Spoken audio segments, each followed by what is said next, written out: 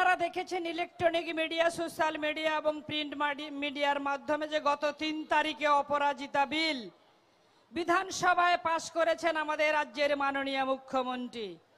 বিল পাশের যখন আমাদের মাননীয় রাজ্য বিধানসভার মাননীয় বিরোধী দলনেতা ওনার বক্তব্য রাখেন, ওনার বক্তব্যের পরে মাননীয় মুখ্যমন্ত্রী ওনার বক্তব্য রাখেন। মুখ্যমন্ত্রী বক্তব্য রাখার সময় ওনার একটাই লক্ষ্য, আমি গ্রামের মেয়ে, গ্রাম বাংলা একটা প্রচলিত প্রবাদ আছে যে এ কথা সে কথা দেবুড়ি আলা পাতা, এটা গ্রাম বাংলা একটা প্রচলিত প্রবাদ। উনি ঘুরিয়ে ফিরিয়ে ইনিয়ে বিনিয়ে কি বললেন, বলে বিরোধী দলনেতার পদত্যাগ চাই। 2021 সালে মাননীয় শুভেন্দু বাবুর কাছে 1956 ভোটে হেরে যাবার যন্ত্রণা উনি ভুলতে পারছেন না। তার জন্য মাননীয় শুভেন্দু বাবুর ভয়ে উনি বিধানসভায় যান না, কিন্তু 3 তারিখে তো উনাকে যেতেই হবে, যেহেতু উনি 28শে আগস্ট মেয়র রোডে দাঁড়িয়ে ওই ওনাদের ছাত্র পরিষদের সভায় বলেছিলেন যে অভয়া বিল নিয়ে আসবেন, অপরাজিতা বিল নিয়ে আসবেন। সেই বিল তিনি নিয়ে আসলেন বিধানসভায়। আর বিল তো আগেই আছে, দেশের বিল, আপনারা জানেন দিল্লির নির্ভয়াতে ফাঁসি হয়েছিল, আমাদের রাজ্যে এখানে ফাঁসি হয়েছিল ধনঞ্জয়ের, সে বিল তো আছে। তাছাড়া ন্যায় সংহিতা আপনারা জানেন 2023। আর উনি নতুন করে একটা ভণ্ডামি আইওয়াশ করবার জন্য, রাজ্যের মানুষকে ধাপ্পা দেওয়ার জন্য, একটা ভণ্ডামি করবার জন্য, আইওয়াশ করবার জন্য তিনি একটা নতুন বিল নিয়ে আসলেন, বলে অপরাজিতা বিল। আমি বলতে চাই মাননীয় মুখ্যমন্ত্রীকে, অপরাজিতা বিল আনলেন ঠিক আছে, একদিকে যেমন অপরাজিতা বিল আর অন্যদিকে সুপ্রিম কোর্টে 21 জন উকিল, এটা তো দুটো মেলানো যাচ্ছে না। তার কারণ ধর্ষকদের পক্ষে, ধর্ষকদের আড়াল করবার জন্য এবং ওই নির্যাতিতা তরুণী ডাক্তার যাতে জাস্টিস না পায় তার জন্য মাননীয় রাহুল দা এসেছেন, আমাদের রাজ্যের প্রাক্তন সভাপতি। তো যেটা বলছিলাম যে উনি কি করেছেন, একদিকে অপরাজিতা বিল আর অন্যদিকে করলেন কি 21 জন দেশের তাবড় তাবড় উকিলকে নিয়ে এসেছেন, সুপ্রিম কোর্টে দাঁড় করিয়েছেন, যার নেতৃত্বে আছে কপিল সিবাল, একসময় কংগ্রেসের নেতা ছিলেন, এখন তিনি সমাজবাদীর সমর্থনে উত্তরপ্রদেশের রাজ্যসভার সাংসদ, নির্দল সাংসদ তিনি রাজ্যসভার। এই কপিল সিবাল এবং 21 জন আছে এই প্যানেলে। 1 নম্বরে আছে কপিল সিব্বাল, 2 নম্বরে আছে ডক্টর মেনকা গুরুস্বামী, 3 নম্বরে রয়েছেন সঞ্জয় বসু, 4 নম্বরে রয়েছেন আস্থা শর্মা, 5 নম্বরে শ্রী সত্য মহান্তি, 6 নম্বরে নিপুণ সাক্সেনা, 7 নম্বর অঞ্জু থমাস, 8 নম্বর অপরাজিতা জামওয়াল, 9 নম্বরে কৌশিক সঞ্জীব, 10 নম্বরে মন্টিকা হরিয়ানি, 11 নম্বরে শ্রেয়াস আস্থি, 12 নম্বর উৎকর্ষ প্রতাপ, 13 নম্বর প্রতিভা যাদব, 14 নম্বর লাইজু সাইনি কনিয়াক, 15 নম্বরে রয়েছেন রিপুল স্বামী কুমারী, 16 নম্বরে লবকেশ ভম্বানি, 17 নম্বরে রয়েছেন অরুণিমা দাস, 18 নম্বরে রয়েছেন দেবাদীপ্ত দাস, 19 নম্বরে রয়েছেন অর্চিত আদলাখা, আর 20 নম্বরে রয়েছেন আদিত্য রাজ পান্ডে, আর 21 নম্বরে রয়েছেন যে উকিলের নাম মেহরিন গার্গ। আমি এই 21 জন উকিলের নাম এই কারণে বললাম, এই প্যানেলের যে 21 জন উকিল রয়েছে তার মধ্যে 9 জন মহিলা উকিল রয়েছে, তার মধ্যে 9 জন মহিলা উকিল। 21 জনের মধ্যে লজ্জায় মাথাটা নিচু হয়ে যায়। এই মহিলা উকিলরা টাকার বিনিময়ে আর রাজ্যের মহিলা মুখ্যমন্ত্রী ওদেরকে সুপ্রিম কোর্টে দাঁড় করিয়েছে সওয়াল করবার জন্য। আমি লিস্টটা দেখে, ওই প্যানেলটা দেখে, রাজ্যের পক্ষের প্যানেল হচ্ছে 21 জনের, আমি ওই লিস্টটা দেখে, প্যানেলটা দেখে প্রথমে আশ্চর্য হয়ে গেছিলাম, স্তম্ভিত হয়ে গেছিলাম, হতচকিত হয়ে গেছিলাম যে কি করে ওই 9 জন মহিলা উকিল ওখানে থাকতে পারে। তাদের বাড়ির মহিলাদের যদি এই রকম নির্যাতন করে, নৃশংস করে, গণধর্ষণ করে যদি খুন করা হতো, মধ্যযুগীয় নারকীয় বর্বরতাকেও হার মানায়। যেভাবে ওই ডাক্তার তরুণীকে ধর্ষণ করে হত্যা করা হয়েছে, তারা কি তাহলে কোর্টে দাঁড়াতেন? মহিলা উকিলগুলোর লজ্জা নেই, লজ্জাহীন, বিবেকহীন। আর এই রাজ্যের মাননীয় মুখ্যমন্ত্রী এই 21 জন উকিলকে দাঁড় করিয়েছেন কাদের টাকায়? তৃণমূল কংগ্রেসের পার্টির টাকায় নয়। উকিলগুলো কোটি কোটি টাকা নিচ্ছে। যে ডক্টর তরুণী অকালে পৃথিবী থেকে চলে যেতে বাধ্য হলো তার দেওয়া ট্যাক্সের টাকায়, তার বাবা মায়ের দেওয়া ট্যাক্সের টাকায়, আমাদের রাজ্যের 12 কোটি মানুষের ট্যাক্সের টাকায় কোটি কোটি টাকা খরচ করে সুপ্রিম কোর্টে তারা সওয়াল করছে। কার পক্ষে? ধর্ষকের পক্ষে। ধর্ষকদের আড়াল করবার জন্য, যাতে জাস্টিস ফর আরজিকর না হয়, যাতে ওই নির্যাতিতা তরুণীর সদ্য সন্তান হারানো বাবা মা যাতে ন্যায় বিচার না পায়, তার জন্য মুখ্যমন্ত্রী উকিলগুলোকে দাঁড় করিয়েছেন। 1 নম্বরে মিথ্যাবাদী এই মহিলা মুখ্যমন্ত্রী। পৃথিবীতে এর মতো একটা আর দ্বিতীয় কোনো মিথ্যা মহিলা নেই, মিথ্যাবাদী মহিলা নেই। অসত্য এবং মিথ্যা কথা বলা যার জন্মগত অধিকার। আপনারা দেখেছিলেন গত 16 আগস্ট মৌলালি থেকে, এই যে আমরা যেখানে ধর্ণা মঞ্চ, আমাদের ঠিক উল্টো দিকে ওই মেট্রোর মুখটাতেই 16 আগস্ট তারিখটা বলে দিচ্ছি আমি। 16 আগস্ট বিকেলের দিকে উনি মৌলালি থেকে মিছিল করে আনলেন। এসে কি করলেন? ডানে বায়ে তার মহিলা সাংসদরা, তিনি মিছিল করে আসছে, এখানে বক্তব্য রাখলেন যে কি প্রথমে বললেন নির্যাতিতার ফাঁসি চাই। তার মানে অবচেতন মনে তার মনের কথাটা বেরিয়ে গেছে। উনি তো সব সময় ধর্ষকদের পক্ষে থাকেন। যত ঘটনা ঘটেছে 2011 সালের পর থেকে, সরকারের নাম মা মাটি মানুষ, রাজ্যে মায়েদের মহিলাদের কোনো নিরাপত্তা নেই। প্রত্যেক দিন মা বোনেদের সম্মানে ভুলুণ্ঠিত হচ্ছে, মা বোনেরা গণধর্ষিত হচ্ছেন, গণধর্ষিত হবার পরে খুন হয়ে যাচ্ছেন, মা বোনেদের শ্লীলতাহানি হচ্ছে। আরে মুখ্যমন্ত্রী বলছেন এগুলো ছোট ঘটনা। আপনারা শুনলে আশ্চর্য হবেন, এই মুখ্যমন্ত্রী বিধানসভায় দাঁড়িয়ে একবার বলেছিলেন, বিধানসভায় দাঁড়িয়ে তার রেকর্ড রয়েছে। কি বলেছিলেন মুখ্যমন্ত্রী বিধানসভায় দাঁড়িয়ে? বলেছিলেন যে হ্যাঁ, ধর্ষণের ঘটনা তো একটু আধটু ঘটবেই, ওটা দুষ্টু ছেলেদের কাজ, ছোট ছেলেদের কাজ। আর কি বললেন? বলে open market, open choice, open option. একজনে মহিলা মুখ্যমন্ত্রী লজ্জায় মাথাটা নিচু হয়ে যায়।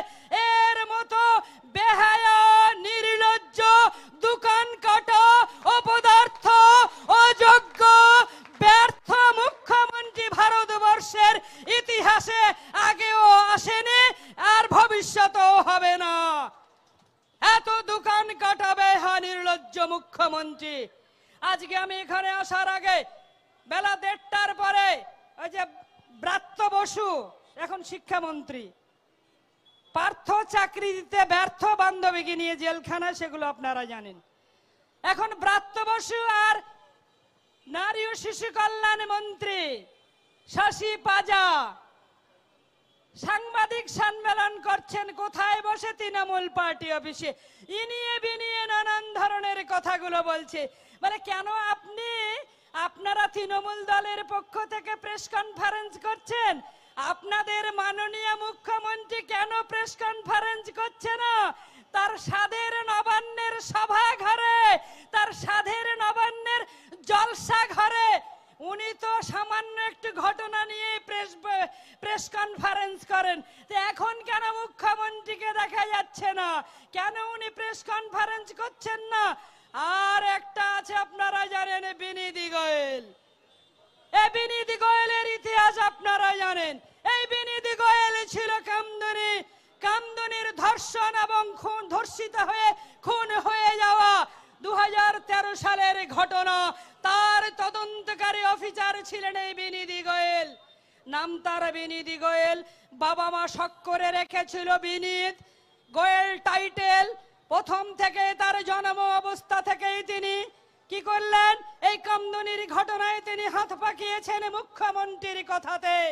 স্বরাষ্ট্রমন্ত্রী আমাদের রাজ্যের, মুখ্যমন্ত্রী, স্বাস্থ্যমন্ত্রী, তার কথায় উনি কি করলেন? প্রথম থেকে বিনীত গোয়েল 9 তারিখ থেকে গোল গোল করে মিথ্যে কথাগুলো গুছিয়ে বানিয়ে বললেন। আর সেই 9 তারিখ থেকে শুরু করলেন বিনীত গোয়েল।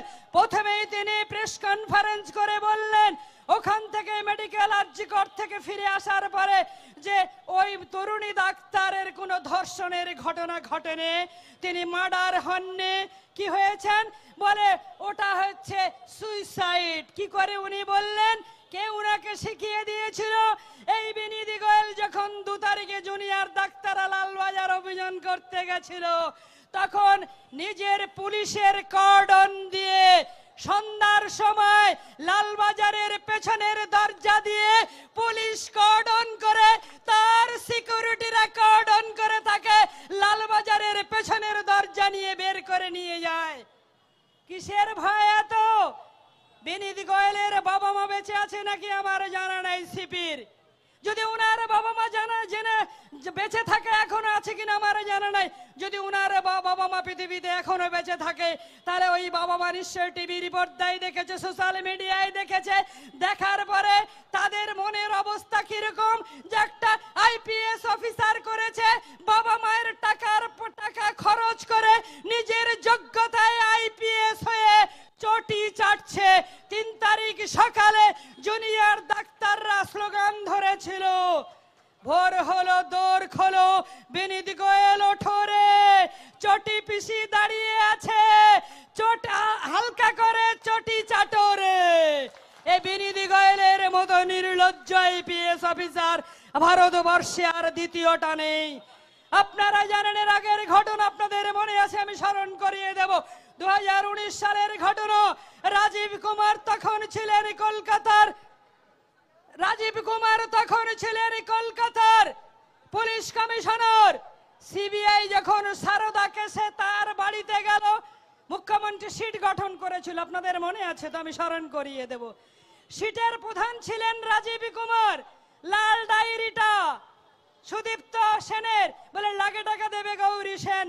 প্রচলিত প্রবাদটা পাল্টা হয়েছিল, লাগে টাকা দেবে সুদীপ্ত সেন। 2011 সালে সুদীপ্ত সেনের টাকা দিয়ে তারা রাজ্যের ক্ষমতায় এসেছিল।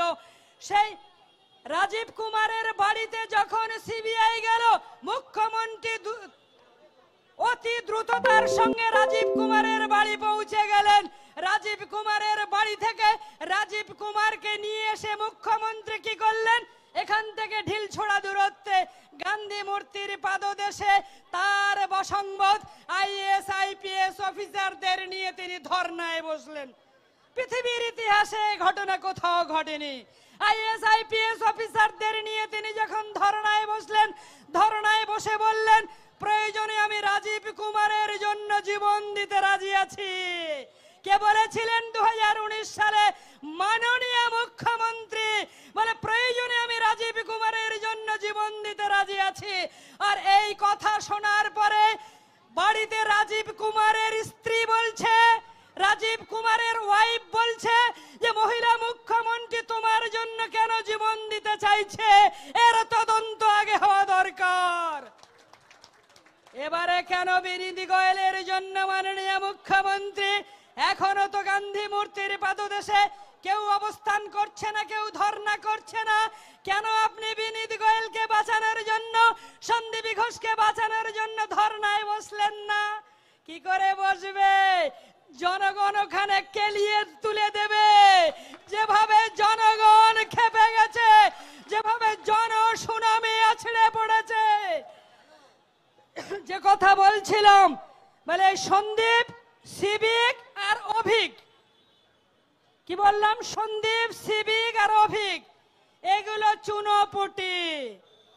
আর আসল মাথার নেংটি ইঁদুর আর ধেড়ে ইঁদুর হচ্ছে ওই হাওয়াই চটি, সাদা শাড়ি, হাওয়াই চটি। আমি এখান থেকে বলছি, আপনার সাদা শাড়িতে বোন তিলোত্তমার রক্তের দাগ লেগে গেছে। পৃথিবীর কোন শক্তি আপনাকে আর মুখ্যমন্ত্রীর পদে রাখতে পারবে না।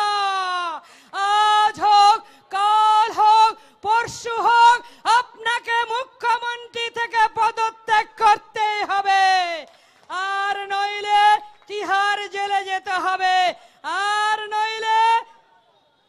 27 তারিখে ছাত্র সমাজের ডাকে 27শে আগস্ট নবান্ন অভিযান ছিল নবান্ন অভিযান। কংক্রিটের প্রাচীর তুলেছিল, আপনারা দেখেছিলেন তো। বিনীত গোয়েল গিয়ে আবার প্রাচীর নাড়িয়ে দেখছে প্রাচীরটা ঠিক হয়েছে কিনা। সেই প্রাচীর তৈরি তো কাটমানি খেয়েছে। 10 মিনিটে প্রাচীর উড়িয়ে গেল কোথায়। 3টে কর্ডন করেছিল, দুর্ভেদ্য দুর্গ বানিয়েছিল। আর কালীঘাটেও দুর্বিদ্ধ দুর্গ বানিয়েছিল। আচ্ছা, ছাত্র সমাজের নবান্ন অভিযান আছে, নবান্ন অভিযান, আর কালীঘাটে কেন দুর্বিদ্ধ দুর্গ হলো? বলে ছাত্র সমাজ যদি 180 ডিগ্রি ঘুরে ওই নবান্ন অভিযান করে যদি তারা কালীঘাটের দিকে রওনা দেয়, তাহলে তো মুখ্যমন্ত্রীকে আর খুঁজে পাওয়া যাবে না। তার কাছে 3টা অপশন আছে, হয় তাকে ভালোই পদত্যাগ করে বাড়িতে চলে যেতে হবে, বয়স হয়েছে, আপনি একটু বিশ্রাম নিন, আর রাজ্য চালাতে পারছেন না। আর 2 নম্বর অপশন হচ্ছে 27শে আগস্ট তিনি গেছিলেন নবান্নের পেছনের দরজা দিয়ে, তিনি ঢুকেছিলেন নবান্নে। তার মানে তারা পিছু হটতে শুরু করেছে। বিনীত গোয়েল পিছনের দরজা দিয়ে বডিগার্ড নিয়ে ভেগে পালিয়েছিল, আর মুখ্যমন্ত্রী পিছনের দরজা দিয়ে ভেগে পালিয়েছিল, এবং ঢোকার সময় পিছনের দরজা দিয়ে ঢুকেছিল, সামনে যাওয়ার সাহস নেই। 2 নম্বর অপশনটা হচ্ছে ওই নবান্নের পেছনের দরজা দিয়ে সোজা দমদম এয়ারপোর্টে গিয়ে দুবাই পালিয়ে যেতে। সুপ্রিম কোর্ট শুনানি পিছিয়ে দিয়েছে। শ্রমিক দা আছে, রাহুল দা আছে, তারা বিস্তারিত ভাবে বলবে। অন্য গন্ধ আছে নাকি বোঝা যাচ্ছে না। আমি সুপ্রিম কোর্টের প্রতি শ্রদ্ধা, আস্থা, বিশ্বাস রেখে বলছি, যিনি সুপ্রিম কোর্টের মাননীয় প্রধান বিচারপতি, স্বতঃপ্রণোদিত হয়ে এরকম 10টা মামলা তিনি নিয়েছেন, নিজে স্বতঃপ্রণোদিত ভাবে। 10টা মামলার 9টায় তারিখ পে তারিখ চলছে। অন্য গন্ধ আছে নাকি বিস্তারিত শ্রমিকদা বলবে, আমি ওইদিকে যাচ্ছি না। তবুও আমাদের সুপ্রিম কোর্টের প্রতি আস্থা আছে, বিশ্বাস আছে, ভরসা আছে। আমি ওই ডাক্তার তরুণী বোনটা যে অকালে পৃথিবী থেকে চলে যেতে বাধ্য হলো, 3বার তার বাবা মায়ের কাছে ফোন গেছে, বয়ানে বদল 3বার 3 রকম। আর একটার কথা না বললে নয়, ইন্দিরা মুখোপাধ্যায়, তিনি ওই যে আমাদের রাজ্যপালের বিরুদ্ধে যে ষড়যন্ত্র হয়েছিল, তার মাস্টার মাইন্ড ছিলেন এই ইন্দিরা মুখোপাধ্যায়, মুখ্যমন্ত্রীর পিআরের অফিসার, আইপিএস অফিসার। উনি আবার চাদর বিশেষজ্ঞ আর কর্ডন বিশেষজ্ঞ। কিভাবে কর্ডন হলো? লাল চাদর, নীল চাদর, সবুজ চাদর, চাদরের তিনি বিশেষজ্ঞতার বিবরণ দিচ্ছেন। এই ইন্দিরা মুখোপাধ্যায় যে মিথ্যা কথাগুলো বললেন, তাকেও এই সিবিআই তদন্তে আনা দরকার।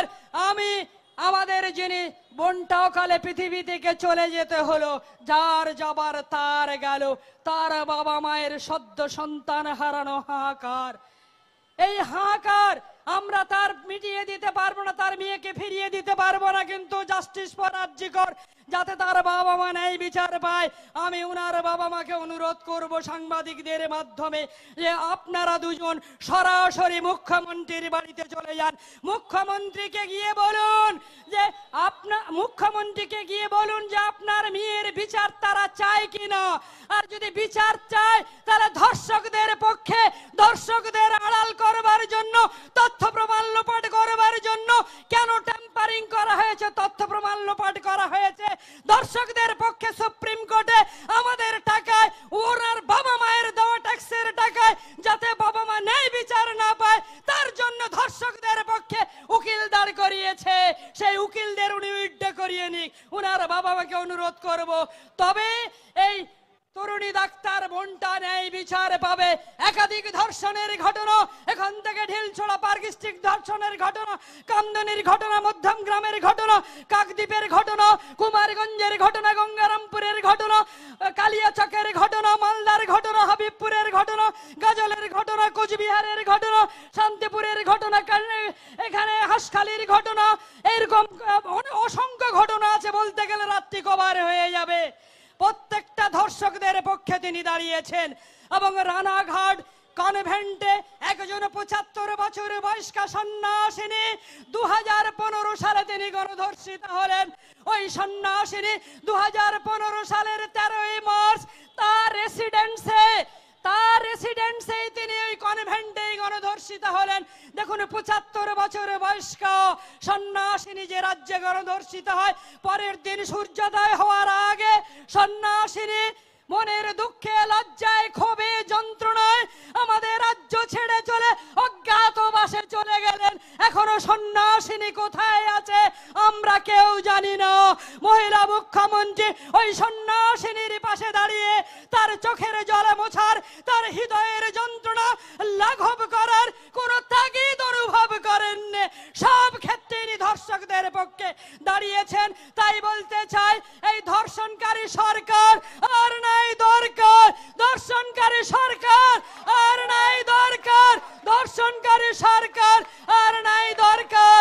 অবিলম্বে ওনাকে পদত্যাগ করতে হবে।